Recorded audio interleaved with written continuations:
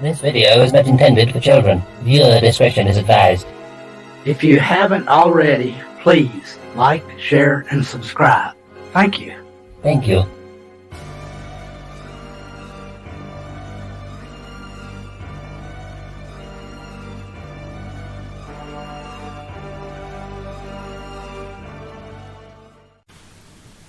Yesterday, December 7th, 1941,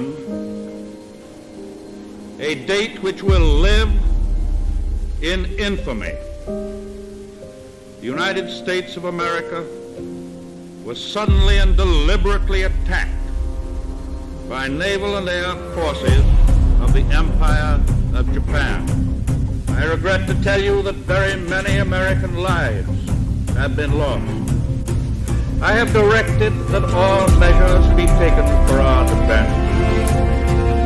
But always will our whole nation remember the character of the onslaught against us. No matter how long it may take us to overcome this premeditated invasion, the American people in their righteous might will win through to absolute victory. With confidence in our armed forces, with the unbounding determination of our people, we will gain the inevitable triumph, so help us God, that since the unprovoked and dastardly attack by Japan on Sunday, December 7th, 1941, a state of war has existed between the United States and the Japanese Empire. God bless those boys going off to war. Greetings, one and all, and welcome to our 20th anniversary review of Band of Brothers. I would like to say a big welcome to Purple Valkyrie. Good evening, Purple. Good evening, and that was stirring. Thank you, Loki. That 70s rock fan. Good evening, my friend. Good evening to you, sir. I have chills after watching that opening. Chills. Thank you. And our brother from another Mother Day, Bob. Welcome and good evening, sir. Howdy. How y'all doing? We are doing. I love getting to do stuff like that. I love getting to make that. It was an honor. It's an honor getting to make that, not just because of this panel show, not because of anything like that, but because it goes another step to honor those men and those women that fought for our country and died for that country. And yeah, women did do their own bit of duty, especially at Pearl Harbor. You want to talk about some shit and some stuff that happened. That is one day that, like he said, will live in infamy. That got us into the war. If it wasn't for that, things could have turned out very, very differently. We might not even have a Band of Brothers show or a United States to speak of. So when I thought about that, I was like, I could use Churchill or I could use FDR. I've used Churchill before in another stream. So I was like, you know what? Let's go with FDR, even though we are talking about more than just America fighting the Yazidis in World War II. We're talking about the entire world fighting for their lives, fighting for their freedoms.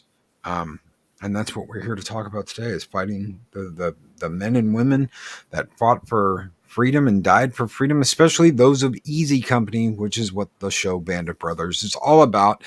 And the episode CURRAHEE. 3 miles up, 3 miles down, bitches. What does it stand for? Yeah.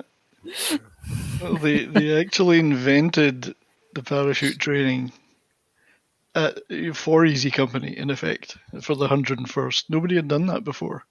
Yeah. So what they did there was an incredible feat of not just the fighting they did once the training was done, but the actual training. And when you look at it in the show, I think it portrays very well the strict regimen they went through, the almost brutal regimen, in fact, which the show obviously covers, and some of the unfairness of some of it, perhaps. Yeah. Absolutely. But these guys were training to be the best of the best, and that's what they wanted. They even say, I think in one of the lines, they want the best man beside them in the foxhole. Knowing that their brother will stand beside them. Yeah. You can say what you will about Sobel, but he did train them physically, and they were the best. Yeah, I think he got a little bit of credit from some of them afterwards for the strictness of the training, which did make them super fit and make them the best warriors they could be. In fact, even uniting them in their hatred of him, perhaps. Oh, yeah. That's one thing a bad leader can do, Is bring his men together against him. Yeah. Yeah. And that's the seesaw. Don't be so hard that you become their hated enemy. You want them at the end of the day to respect you. And they didn't respect him. Yeah, they can hate you and respect you, but they had nothing but disdain for him, I think. In the end of it. Well, he was so petty and vindictive. Yeah. Yeah. And the show certainly doesn't hide that, and is portrayed exceptionally well by David Schwimmer, I think, in it. I mean, he really does play that weak but bullying leader quite well. He really did, yes. And if I remember correctly, he was actually kept separate from most of the cast. I think the only person he had any real contact to was Simon Pegg, who was playing his right-hand man. Yep. Right. William Evans. His little hatchet man. Yeah. Well, I remember, and not to derail us too much, but I remember at the time Simon Pegg was a rather little-known British comedian, and I was quite surprised to see him in this role in this show. He likes guest spots. He likes his little guest spots. He does. He'll be like, hey, you know what? I hear you're doing this. Do you care if I get in on this? Can I get a little guest spot? Hey, I'll be the nobody in the corner. Indeed. So yeah, I mean, it's I don't know if you mind me sort of taking the lead a little bit on this saying something, Loki, but go ahead. You may find this controversial, but I'm, as you can tell, I'm a British person, albeit living in Canada. But to me, Band of Brothers, and it's a controversial view in Britain, perhaps, is possibly the best, far and away the best television depiction of World War II combat operations. And that's why it annoys many British people, because it's American. But it's the best show of its kind. I cannot think of another show, certainly not a British one, that gets even close when it comes to the depiction of combat. No. The British Navy, we made great World War II movies, but on television we tended to depict the war as, well, here's the domestic impact in Britain, or here's a comedy like Dad's Army about it. Or maybe we'd have the brilliant show Colditz, which was about a prisoner of war camp, but that was very static. Mm-hmm. Didn't show a lot of combat. This show had the visceral combat and the evolution of the group going through it, which I don't think we had a show comparable to that in the UK. No, I would be inclined to agree with that. I know a lot of people say the Pacific is right up there as well, but I would say Band of Brothers is better.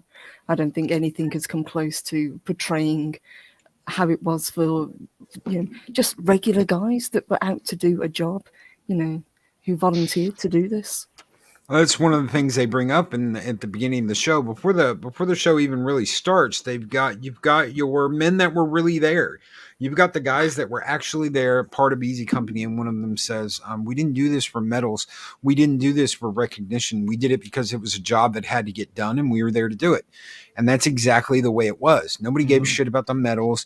But someone like Sobel, and that's another thing we brought up before we ever started the show, was you have essentially in the military, you have two types of people. You have your Sobels, and then you have your people that are there to get a job done. They don't care about medals. They don't care about recognition. They're there to get the job done, and they're there to do what they have to do. Yep. Mm-hmm. Would it be fair to say that Sobel was a career soldier rather than, someone there to do his part? Honestly, he reminds me of a lot of people I know. He had a lot of book smarts, but he had no common sense. He didn't know how to conduct himself. I mean, he was petty. He had in the field, he was just a total loser. Couldn't figure out where he was or anything else. I love that scene where they cut the fence. I know. Sucker What into- the sucker hell? him What into the that. hell's the hold up here, boy? Oh, I'm sorry, Major. I'm God damn it, boy. Cut the fence before the Major comes over here and rings my ass about it. That's right. God damn it, I told you it should have been like grease through a hog. Get your shit together, boy. Oh, right away, Major, right away. Why did the hell did you do it? Because the Major told me to. Well, it's funny you mention that because the show has a lot of humor in it. Like in real life military, even in the most extreme circumstances, there's a lot of guys make a lot of jokes and there's a lot of humor.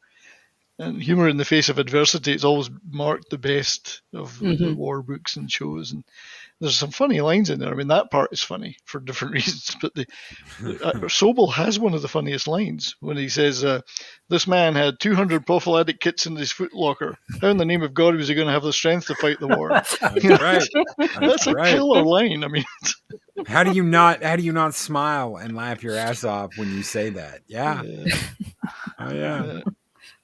But Schwimmer did a great job making him unlikable. And I think the physical, Sobel would have to take credit. I think you said, Dave, Bobby would have to take credit for that physical training that made them so formidable. Oh, yeah. But he just couldn't execute on the combat after that. And his error was that he didn't get the men to fear him, which would mean they had some kind of respect for him. They just hated him. So, Oh, yeah.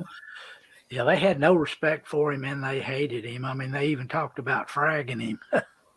That's right, yeah. And we didn't find out whether they were going to carry through with that, of course, because he didn't go with them. Yep. That's right. And there is a huge difference between I would go to the end of the earth with this guy and Sobel. Like you said, there's a difference between that. I want this person to know I'm fighting for them and I respect them compared to this guy wants me to be afraid of him. Sobel wanted to tell men what to do and have the power to say, you go jump on that grenade. And that's just not the way it works. Nope. No. And he can understand that. He can understand why that is. Whereas someone like Winters could. Yes. The fact that all of the non-coms pretty much just refused, to go and fight under Sobel, that right there tells you something. I mean, non-coms are usually pretty easygoing as far as, upper rank people above them. They just, do what they're told. But I mean, that right there tells you what kind of man Sobel was. Indeed, and you don't jump at a grenade because someone orders you to. You do it because you're trying to save your brothers, That's right. Yeah. That's right. These guys, we look back on them now and you get adults today, supposed adults, get into a screaming frenzy about being called the wrong pronoun. The only reason they can do that is because guys like Easy Company would jump out of an aircraft in the dark under enemy fire. And Plane on fire around them, or they would storm a beach in Normandy. Those guys, ordinary guys, did those extraordinary things, and I think the show does a great job of showing that. Absolutely. No, you're absolutely right. And like Purple said earlier, they would do it for winners, but they wouldn't do it for Sobel. And it's not because winners demanded respect; it's because they had respect. And one of those reasons is you never order somebody to do something you're not willing to go and do yourself. And while Sobel might have been, I'm going to run and I'm going to do this, he never encouraged his men. He always discouraged his men. Why have you not quit yet? Why are you not down at the ambulance? Why are you not, every freaking weekend, he was too chicken shit to tell him we're not going on leave. We're going to be the best. We're going to stay and train. He had to find excuses to get onto people. Yeah. He had to find excuses to reprimand. And even when he does seem to be rewarding them, like when he said, make them a special meal before they go, he then gets them to eat a big plate of pasta and makes them go on a run. So they're puking. Yeah. I loved it when Bull said, "Can I speak freely, sir?" And he said, "Go ahead." Why does Sobel hate Easy Company so much? He doesn't hate Easy Company. He just hates you. He just hates you. That's right.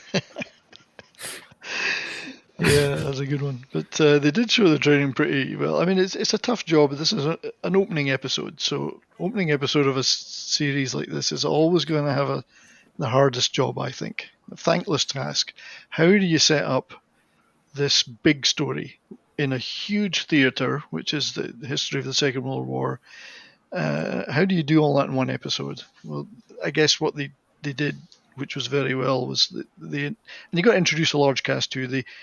They focused very much on Easy Company. They didn't try and explain everything behind it or where they were going, what they were doing. They got right in and focused on the company, focused on their training, focused on them waiting to do the jump or do the DD part. And I think that was the right tone. They set a really good tone in the episode for the rest of the season. They didn't try and overreach with making it a documentary about the war. They focused very much on this company, and I like that. And looking at what got them to the table. This is what got CURRAHEE got them to the table. For those of you who don't know, 3 miles up, 3 miles down. It's one of the things they say over and over in this episode. 3 miles up, 3 miles down. Men, we're running CURRAHEE. Men, we're canceling class today and we're running CURRAHEE. Change of orders, ladies and gentlemen. 3 miles up, 3 miles down. You may hate me, but you're going to do it. Yes, we will hate you. And they did it. And they hated him, but they did it. They did it. Yeah. One of the things they never address is at the very beginning of this show, there's a kid that's sitting on his bed that's like, nope, I'm not going. Did he quit? Did he ring out? Did he? I think so. You never see him again. No, you don't. No, he just sort of, I think he realized that this is just too intense for him. And maybe Sobel thought he was there to get rid of the quitters, or there to I'm going to be so hard on them. They're going to wish they quit, and we're going to weed out the undesirables. I don't know, and I guess he did go on to command the training portion for the regiment. Yeah, going forward, and must have done it quite well because they have a tremendous record.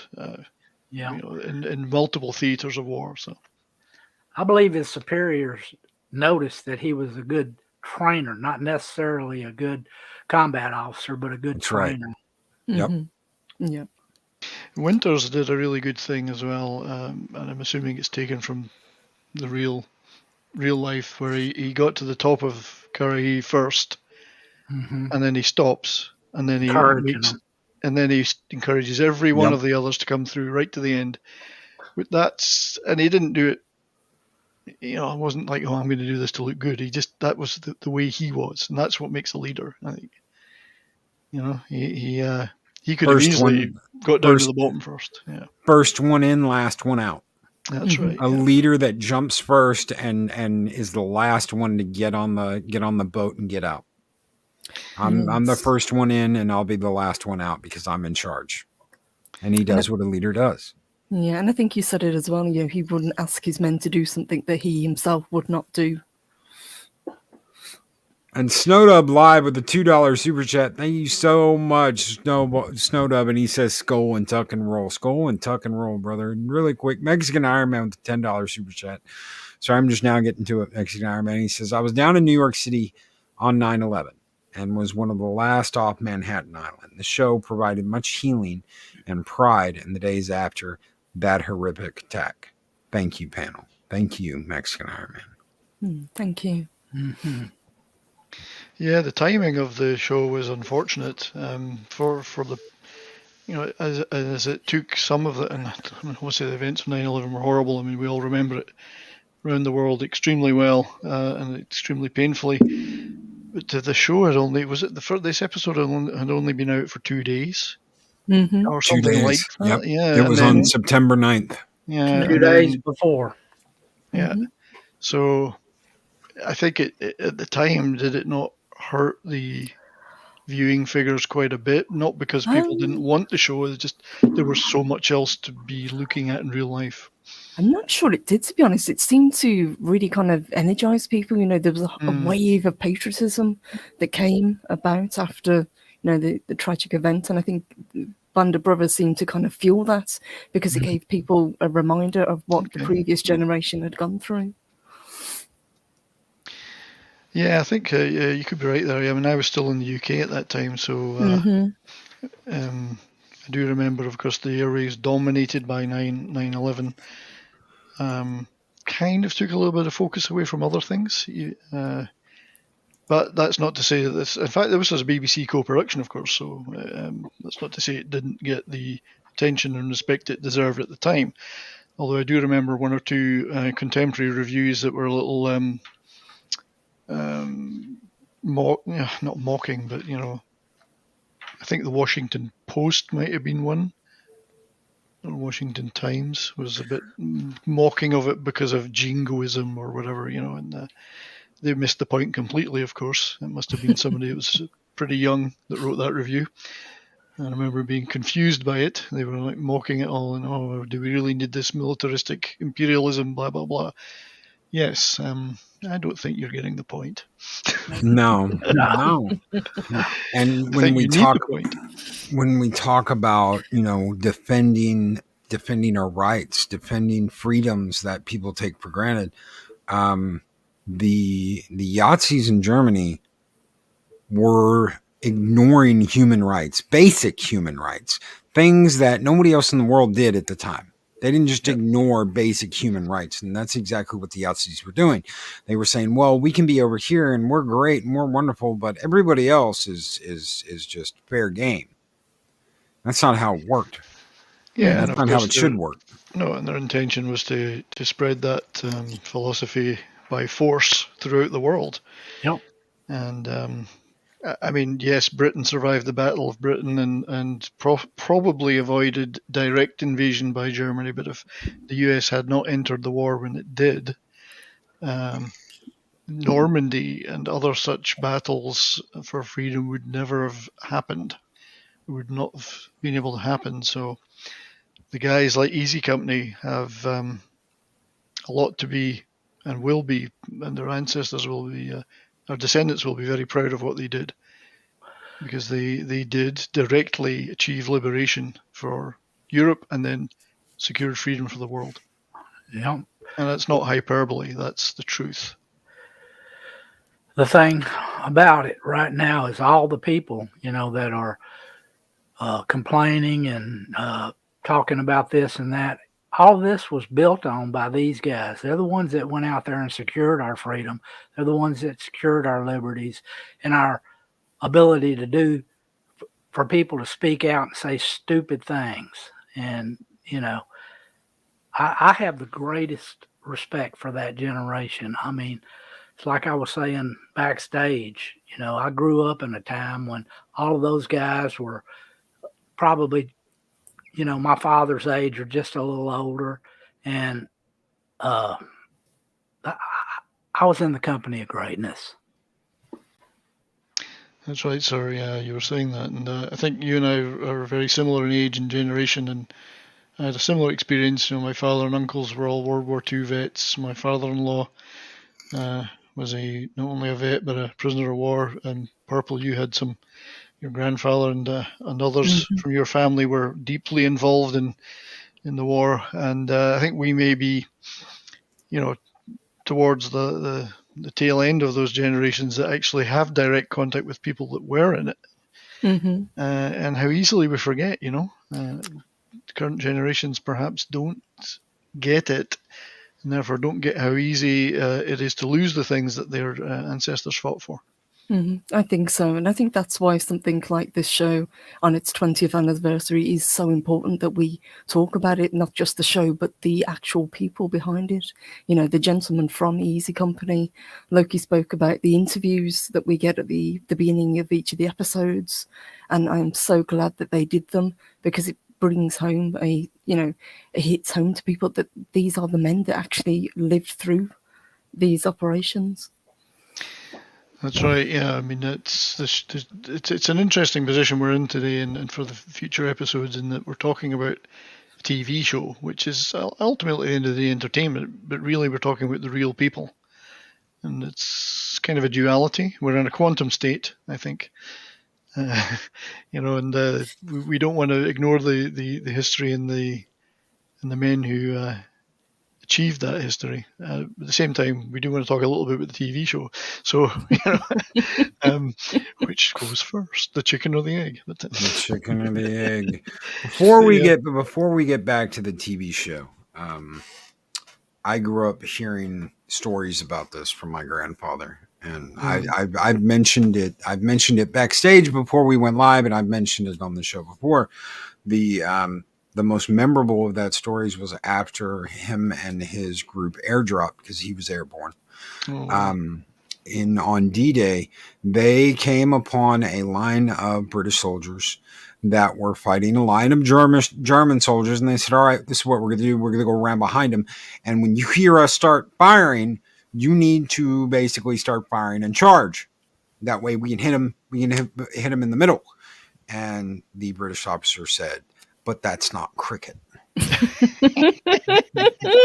And I had to have him explain to me what he meant by cricket. And he's like, they didn't want to do it. And I was like, well, why didn't they want to do it? They wanted to win, right? He goes, yeah, they wanted to win, but they didn't want to break this rule that they had.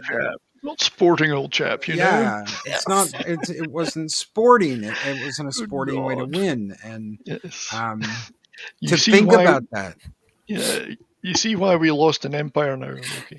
Well, that, I'm guessing, goes back to World War One. You know, the trench warfare, the whole, they're on one side, we're on the other side, and just firing at each other.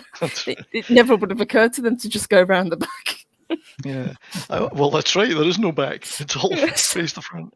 Queensberry rules, old boy. Rules to the line. Yes. It's funny. I often think about this, that these guys like Dick Winters and the other guys, it wasn't that long ago the First World War had been fought. Nope. And it was fresh in their memories, the horrors of that. And that must have been weighed heavily on their minds before they signed up and then went into battle. Is this going to be the same horrific setup, or is it going to be even worse? It was fresh for them, I think, in that period. And there's a reason why the U.S. did not want to get into the war. There were still memories of World War One. Yeah. They were still memories of World War One, and they did not want to be involved with it. And as I played in the intro, it wasn't until Japan did what they did with Pearl Harbor that America was like, you know what, enough of this bullshit. We're in for a penny, in for a pound. Yeah. We're there. Yeah, and I think the same attitude did influence Britain and other European countries, in that they could have resisted earlier and harder, as people like Churchill asked for, but they didn't want to be dragged into that war again. So it's easy to look back at a guy like Chamberlain and condemn him for his actions, but the horrors of that war were still fresh in their minds. Unfortunately, it meant they ended up fighting an even harder war in the Second World War to finally finish it. Yes, I would say Chamberlain was a diplomat through and through. He would have done anything possible to avoid a repeat of what had come before. Yeah, and I can understand that point of view, even though we look back and now and go, well, Churchill was right, and what the hell were these people doing? If you'd been in those trenches, I guess you may have felt differently. Mm-hmm. Well, as I've said before, if it wasn't for the Soviets and Britain standing up for so long alone, it could have turned out very differently. Possibly. I mean, we may have entered a man in the high tower scenario with the world being carved up by Germany and Japan. But luckily, because of the actions of our fathers and uncles and grandfathers, many other people's, and on the actions of Easy Company and their fellow soldiers and airmen and Navy guys, it didn't happen. So. And Asajj And Melody, FDR solution for a prolonged depression. That's right. Let's go blow some shit up. Hey, well, it works if you want to stimulate an economy. That's true. Hey, Right. Lend-Lease got this country going again. Yeah. Well, I mean, if it wasn't for American largesse, we may well have struggled in Europe after the war. But don't make me too thankful to you. Loki, you and your corn-fed guys that came over and stole all our women after the war.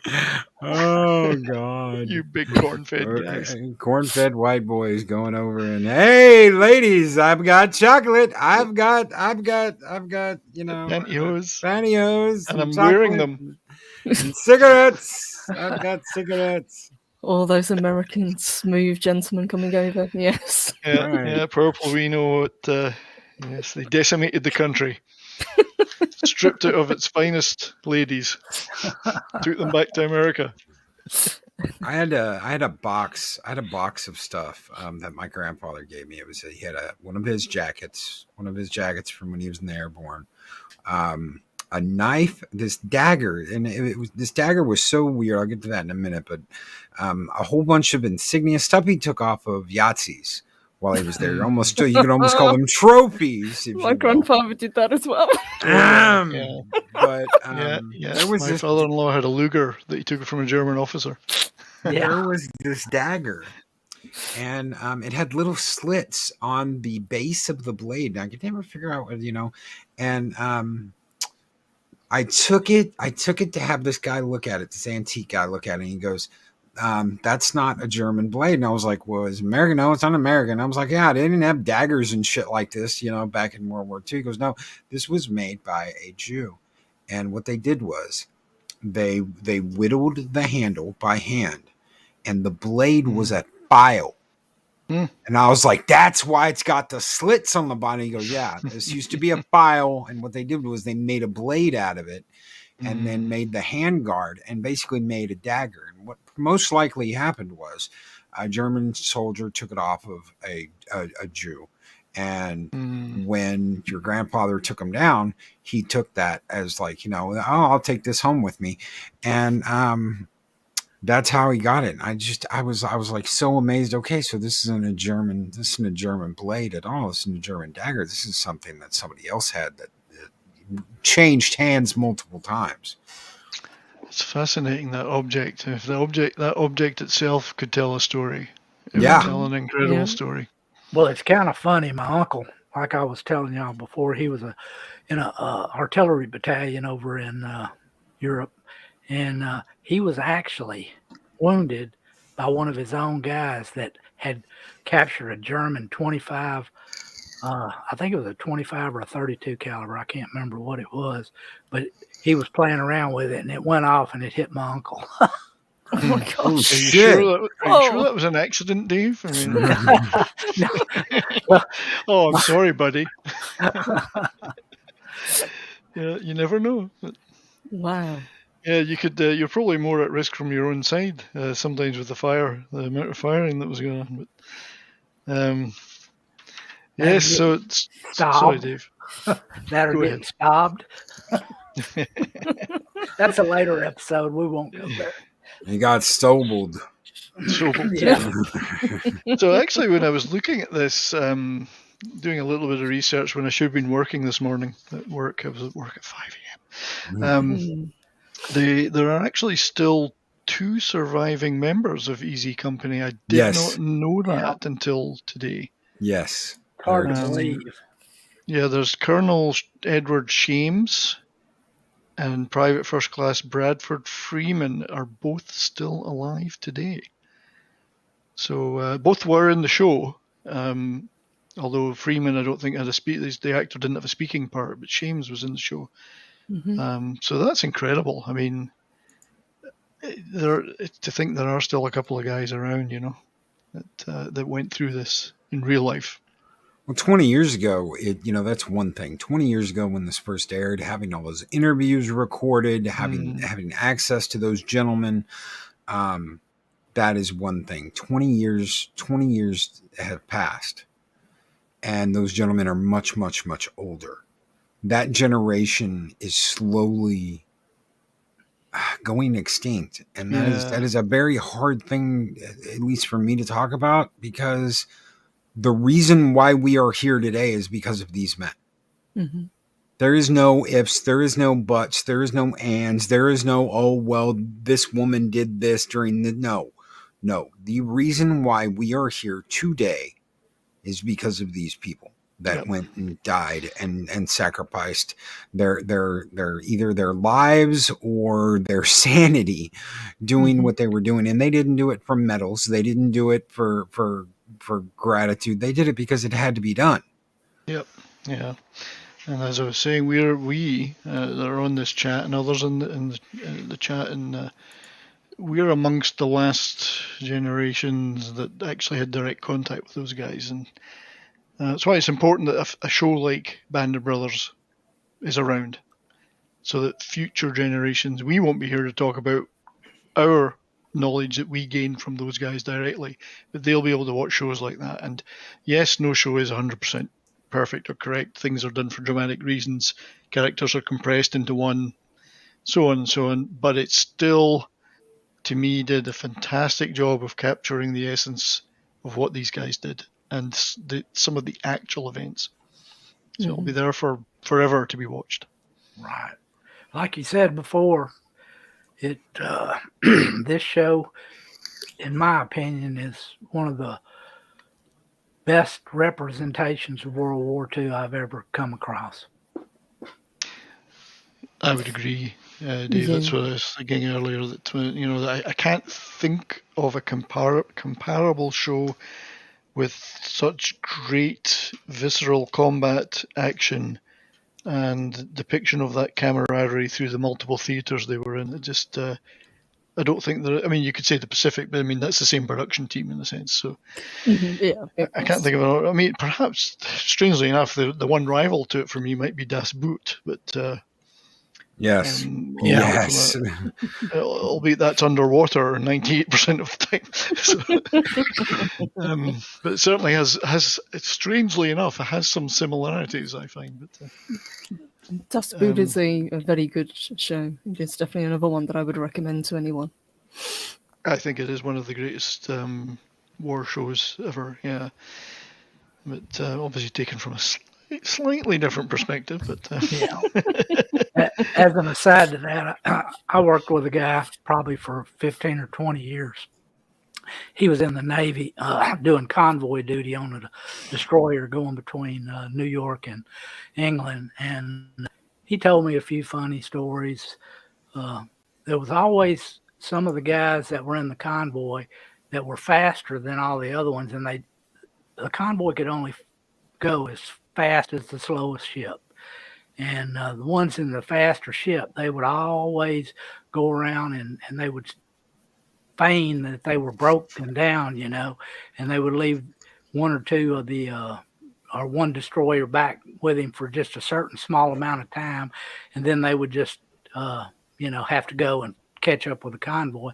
Well, those guys, what they would do then is they would just fire their engines up, go full speed, beat everybody over there. And he told about the one time that happened, and one of the captain told him to roll one of the depth charges off and let it go off and sound general quarters. And when that happened, those engines fired right up, and that guy got right back in the convoy. Yeah. There's actually a good point made in the chat by Zax. It makes me angry to think about how many young people today would line up to call these men bigots. And sadly, that's true. And I think I was inexpertly trying to make that point about one or two of the contemporary reviews of the show I read at the time. Mm-hmm. They were even kind of going there, like we should forget about these old chest-beating military guys. The war was a long time ago, kind of thing. And Yeah, we absolutely, there are people who'd disrespect these men, and that would make me very angry. It's the idea, and this is the argument I've heard, is that none of this happened. None of this happened. The only reason, this is the argument they use, the only reason why you are saying these things is because you were told this is what happened. Yeah. We were not alive then, so we have no idea what happened. This is all just made up fantasy that we're salute the flag and say, yes, be patriotic. That's the argument they use, is that none of this actually happened. No one, the Yahtzees never really did any of this. This is all propaganda that we made up to not the word. I keep wanting to say sacrifice, to acknowledge, to say, well, we did this because of this. Yeah. You know, this is our excuse. We use these made up things that we made up about World War II as an excuse to go out and take over things. And it's the same argument that we hear about colonialism, basically. Yes. Well, that's funny, because all four of us here are directly related to and spent years talking to people who actually took part in it, and none of them knew each other, so they couldn't be conspiring together. Yes, and this TV show obviously is based on the book by historian Stephen Ambrose, and the meticulous writing that Winters himself took, because he that's one of the things he did to pass time. He wrote, he took notes. Indeed, and I've been to the very beach that my Uncle Bill landed on D-Day in Normandy several times, and he was there with me, and I don't think he was making it up. Neither was he making up the French girl he married before he went back to the UK. No, that happened a lot back then. It did. Yeah, that's because you Americans stole all our British girls. You had to marry a French girl. One yank and they're off, as they used to say. Oh, God. Just speaking of Winters, though, and just perhaps to talk a little bit about the show, Damian Lewis, what an outstanding performance. Yes. And I think he deserves every plaudit he got. I mean, the whole cast was brilliant, but he was a revelation. I mean, very little known at the time. In fact, lots of people were surprised he was British, because the American accent was so good. What a performance, though. I've always loved him since as an actor. Yes, agreed. And I think we touched on this yesterday as well, where we were saying that the cast were picked specifically because they bore such a close resemblance to the real gentlemen who took part. You know, they didn't go for the most famous actors. Even David Schwimmer really does look very much like Sobol if you see them side by side. Yeah, they did a great job with the casting. I mean, and there's so many well-known actors today that were in just small parts. Fassbender, Jamie Bamber, Simon Pegg, Tom Hardy, James McAvoy, even Jimmy Fallon's in there for some strange reason. Jason O'Mara, Dominic Cooper. There's loads of guys that are just in little roles here and there, and that makes a fantastic ensemble cast. And they were all great, but Lewis, Lewis's grandfather, Sir Ian Bowater, who became Lord Mayor of London eventually, was a lieutenant colonel in the Royal Artillery during World War II. So I guess he himself did have direct knowledge of someone who was in the war, his grandfather. So, if you notice in that first episode, there is when Sobol tells him, take out your canteens and pour it out. The guy who does not have a full canteen, that is Michael Fassbender. And I had to go, I had to pause it, and I was like, that can't be Michael freaking Fassbender. And I go in and I'm like, holy shit. Why? Look at all the freaking, Neil McDonough. Oh, Neil McDonough, he's great. But you see them in the lineups when they're all in parade, and you're thinking, is that Fassbender? Is that McAvoy? Yes. Donnie Wahlberg. Why is Donnie Wahlberg in this? He did a great job in that thing. Scott Grimes from Scott the Grimes Orville, is he's in fantastic this. in it. Yeah, Scott Grimes is really good. Yeah, James Jamie McAvoy. Jamie Bamber from Battlestar Galactica, he's brilliant. He's only in like 1 or 2 bits, but he's really good. But what a bunch! Great actors, and they put them through that. They put them through the boot camp for 10 days, didn't they? Yeah. Yes, Yeah. they did. Yeah. With the instruction was led by this is what I've figured out in my research. Dale Dye was the who played Robert Sink, who had to deal with Sobel, of course. The Colonel Robert Sink, but Dale Dye was an actual USMC captain in real life before he became advisor to this show and an actor as well. Mm-hmm. So he put them through the 10-day boot camp. That must have been fun for a bunch of soft actors. Where's my caravan? Where's my latte? Nurse.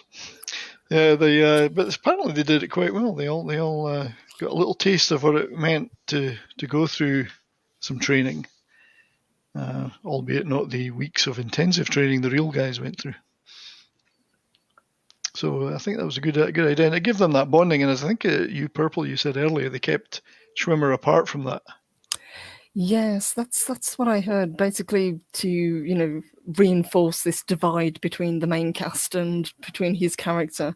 The only person that he really had any contact with was his second in command, who was played by Simon Pegg. Yeah. Simon Pegg. Yes, thank you. Yeah. So it's quite clever. It was quite good from a production standpoint to think of that and to do all that, because it worked. Yes. Would you say that this episode did a really great job of? We spoke about introducing the characters, but to set the scene, because this really is one of the most important parts of the war. Obviously, we're getting ready for the Normandy landing. This is the first time paratroopers have been used to any effect. Do you think they really did a great job kind of portraying that? I guess without any of us actually having been there or been through it, when I look at it, I think, and having read the book a long time ago, and many other accounts, real life accounts, I think they did do a good job. I mean, as I say, the first episode of anything like this is actually, to me, the hardest episode, because you're not going to have so much action in it. You're going to have to set up a large cast. You're going to have to explain who these people are, how they got here, and where they're about to go. And I think in the space of an hour, I think they did that very well, in a very satisfying way. And it stands up very well against every other episode. I'd agree with that, especially because they used the use of flashbacks. We start off, just on the eve of where they're about to launch, but then we go back a couple of years, and then we learn about the training that they went through and what they had to go through to get to this point before it then picks up again at the end of the episode. 712 days with that son of a bitch.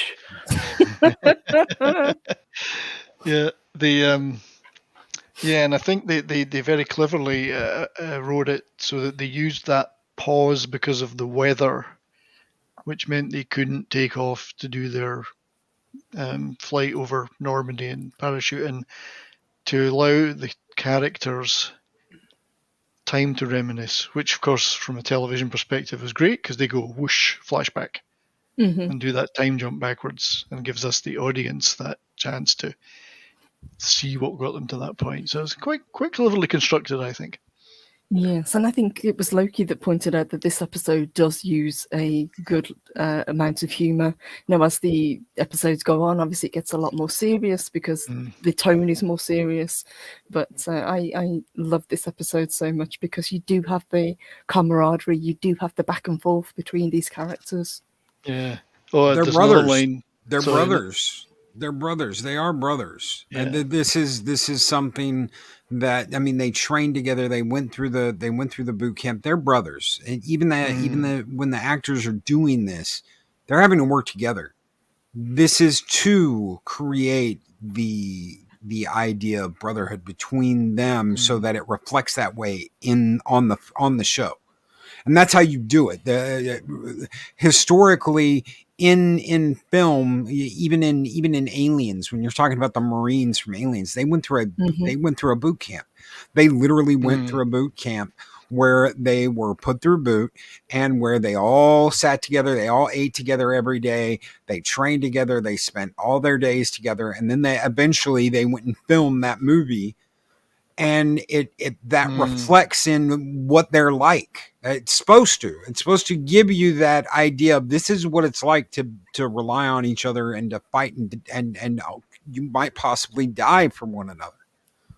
Yeah, indeed. No, it does give you that feeling, and I think there is no, for me, there's no lack of immersion. You know, you don't get pulled out of it.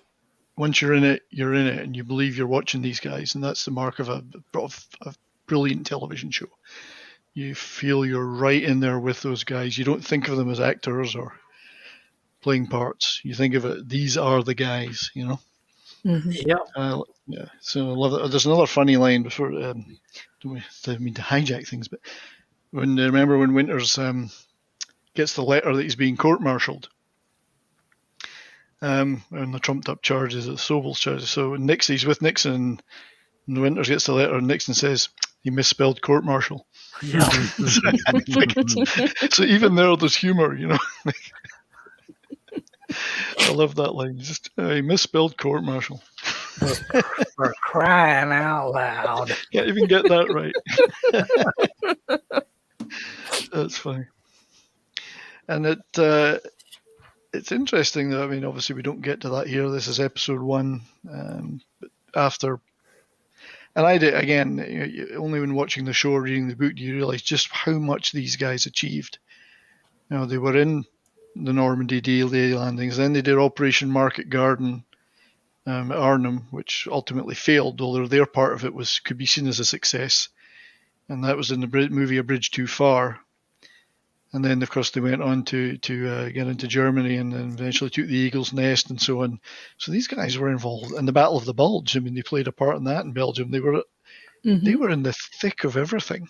Yep. Right, at the tip of the spear. It's incredible, you know. It's incredible so many of them actually survived. Why is Easy Company always on the front or on the fringe on the side, never in the middle? Never in the middle. Because they're the best of the best. In the middle is the last place you want to be, is stuck in the middle. Oh, indeed.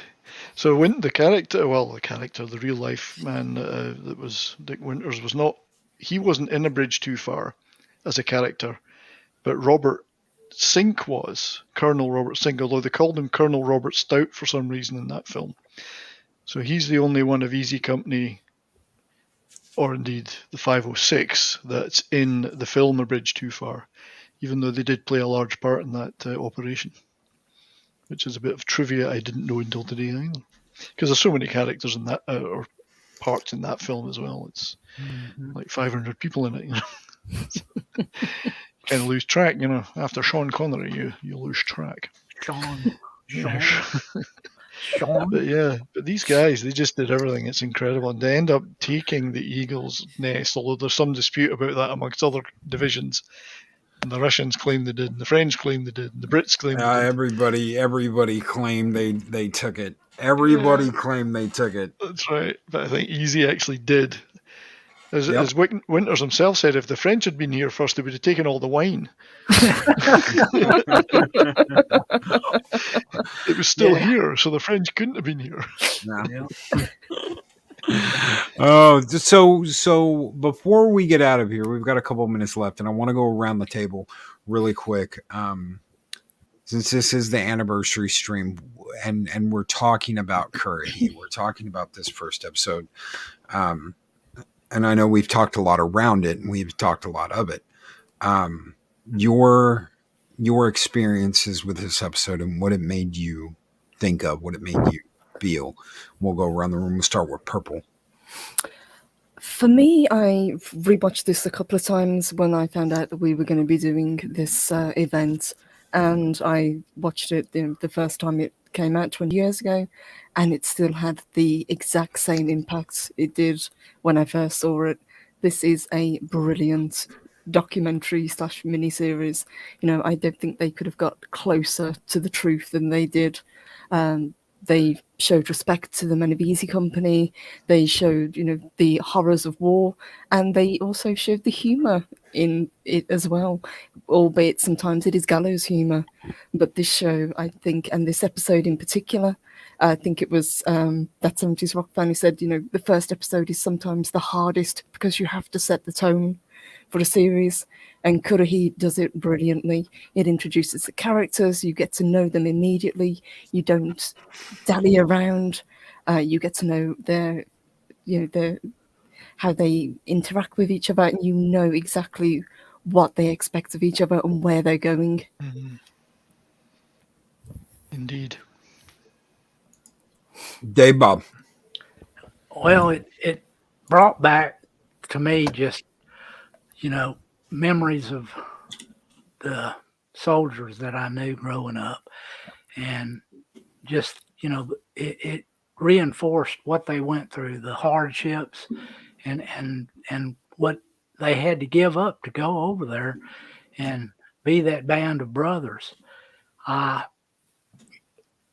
Truthfully, I just have such great respect for those people that I can't even tell you, how much I admire them. 70s Rock fan. Yeah, well, I would echo everything Purple and Dave Bob said. And just as an aside, the little picture in my avatar is my fresh-faced father at 17 on his way to becoming a flight sergeant in the Air Force.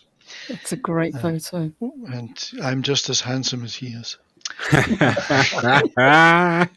So, watching this show and watching the first episode, as Dave Bob said, it made me think very much of those guys, like my dad, like my uncles that fought in Europe, like my father-in-law, the disastrous Dieppe campaign, where as a 17-year-old he was captured and spent 4 years in a prisoner of war camp. It really made me think of what they'd gone through. At the same time, I felt I was getting to know Easy Company and getting to know what they were going through and what they were, and with the hindsight of, looking back on it from our perspective, knowing what they didn't know, which is what they were going to go into, and thinking, oh God, I hope these guys are going to be okay. Although their history was already decided for them, but so it really did. We give Hollywood a lot of stick these days, quite rightly, in my opinion. But when you look at a production like this, I have nothing but respect for everybody involved. The producers, the writers, Spielberg, Hanks, the directors that took part, the actors. I think everybody gave it their best. And I think they paid tribute to those men, not only of Easy Company, and women in many cases, the ordinary people that did extraordinary things. And I think the show portrayed that extremely well. And it was gripping. It was gripping right from the start. So I can't praise it enough. I have been called a patriotic fool in my life. And I've been called a patriotic fool by the same people that would say that this stuff never existed, that it's all made up, that it's all a lie, that we didn't live it, so we don't know what really happened, so we can't really take what they say as fact. I do what I can to honor the people that have sacrificed for the abilities and the things I get to do today, for the freedoms I have. I will do anything I can to honor those people because they deserve it. They're the ones who lived it. They're the ones who had to sacrifice. They're the ones who had to live through it. We do not know what that sacrifice is like until we have to live through it. Is that day coming? I do not know. But I do know that eventually someone's going to get a giant hair up their ass and something like this will happen again. Mm-hmm. I pray that when that day comes, there are people like the men that died in Easy Company, the men that fought, the men that sacrificed, the men that gave up everything they had to go to war to fight for our freedoms. I can only pray that courage, that valor, that honor still exists within people. And if those people have to be patriotic fools, let them be patriotic fools, because they're the reason why we are here today. Through their sacrifice, we are here and we enjoy the freedoms we have. And to disrespect that, to ignore that, to act like, well, we weren't there, so we don't know what really happened. We can't really rely on anything anyone says about what happened because we didn't see it for our own eyes, is idiotic, and it's disrespectful. I believe my grandfather with what he said. I believe what he said is true. I believe what happened. And that is my choice. And if you make that choice, God bless you. And I hope that one day we do have some of that same courage and fire and spirit in us to protect us from the evil fucking people that would do us harm. I love this show. I love the actors and actresses that were a part of it. I love this first episode. When Pat came to me and said, Loki, will you do this? I said, yeah, on one condition. I want to do CURRAHEE. I love that episode. 3 miles up, 3 miles down, bitches. Yep.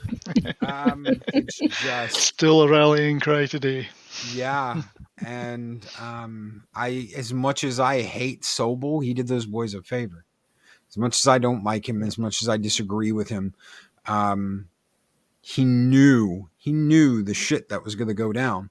He just was a crap leader. Mm-hmm. When it came to being a leader, he was horrible. When it came to training men how to survive, he could do that. He could do that all day long. He just did not command the respect of men on the battlefield. He didn't. And he was kind of up his own ass in that regard. He was playing stupid games when those men and women needed to get ready to go to war. He was playing some stupid games. How they got rid of him, how he ended up getting basically caught, and I'm bringing charges against this person. Just take the punishment. No, I'm not going to take the punishment because I didn't do it. Yeah. Mm-hmm. I'm not going to take the punishment for a crime I did not commit. And more people need to stand up and realize that is the way things are. You don't take responsibility for the evil things other people do. You take the responsibility for the shit you do. Yep. And he was not going to have it on his record that he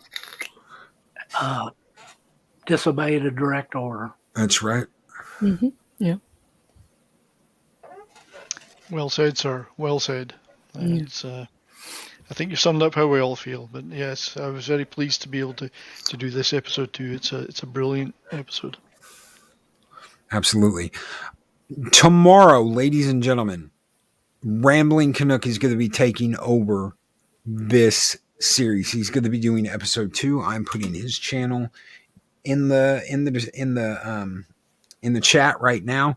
If you are not subscribed to Rambling Canuck, check out his channel. He is going to be doing part 2 of this. He's going to be doing the second episode, and so on and so forth. More and more people are stepping up and saying, I want to do an episode of this.